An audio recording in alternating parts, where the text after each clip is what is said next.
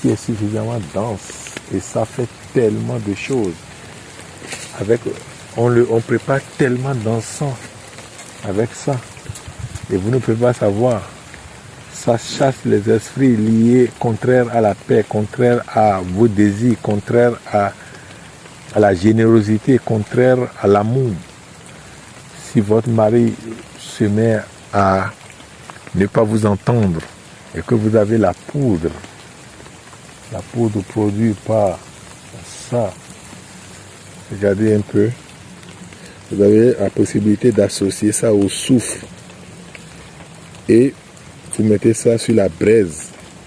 Cela va produire une odeur spéciale dans la maison.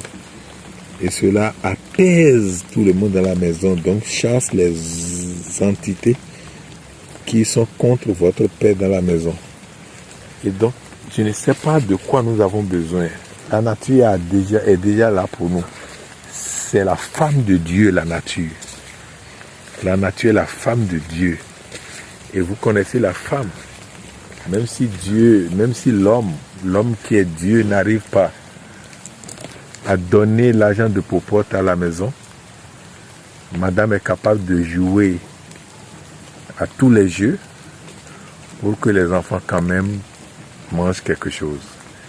Et la nature fait la même chose avec la pluie qui est comme le spermatozoïde de la nature. La pluie, vous allez voir quand l'homme éjacule, l'éjaculation est un liquide, même si parfois c'est lourd, mais c'est quand même un liquide qui contient de la vie. Et c'est ça la pluie qui tombe.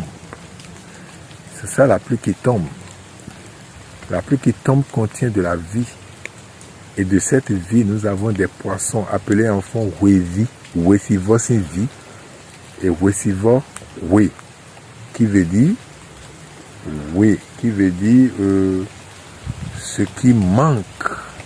Alors le ciel essaye de laisser un peu de lui-même à la nature pour que celle-ci reféconde ce qui manque, ce que le ciel a laissé en manque pour pouvoir le recombler. C'est suffisamment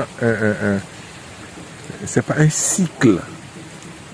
Le ciel pense perdre en donnant à la terre. Mais la terre va reféconder ce que le ciel a laissé et lui renvoie.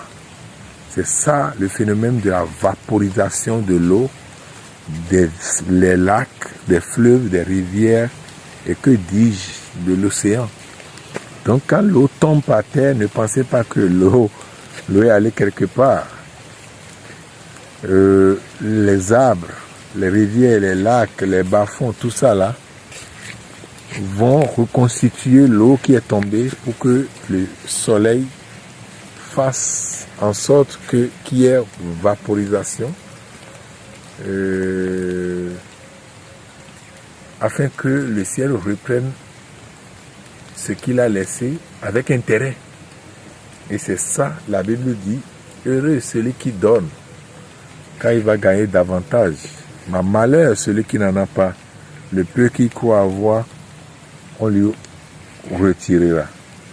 Donc, si vous pensez garder ce que vous avez, vous allez tout perdre. Et la terre se bat tous les jours pour ne jamais garder quoi que ce soit. Vous plantez un arbre, il est capable de produire, de reproduire encore et encore, et il n'y a pas de problème.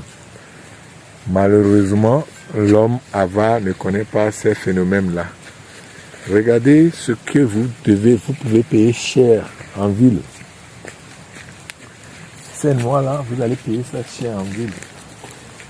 Mais au village, vous avez la possibilité de prendre, même si ça appartient à quelqu'un, vous ne pouvez pas enlever le régime, mais vous pouvez quand même prendre ce qui est tombé.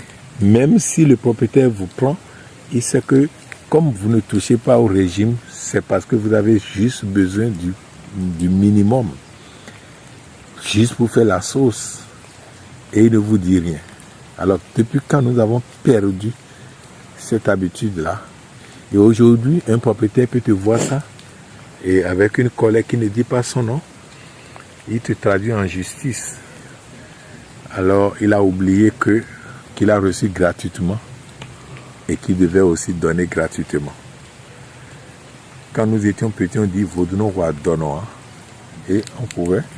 Regardez. C'est jovial, c'est génial. Mais nous avons perdu ça au détriment des fumées qui se dégagent des engins, des usines en ville. Et tout le monde laisse la ville. Tout le monde laisse le village pour la ville. Alors que nous devons nous battre pour faire en sorte, nous devons nous battre pour nous occuper de la terre. Comprenant la notion de la terre, vous mettez un grain de maïs sous terre et vous avez au moins 800 fois 2, minimum 800 fois 2 graines. Le commerce le plus rentable qui puisse exister, c'est le commerce de la terre.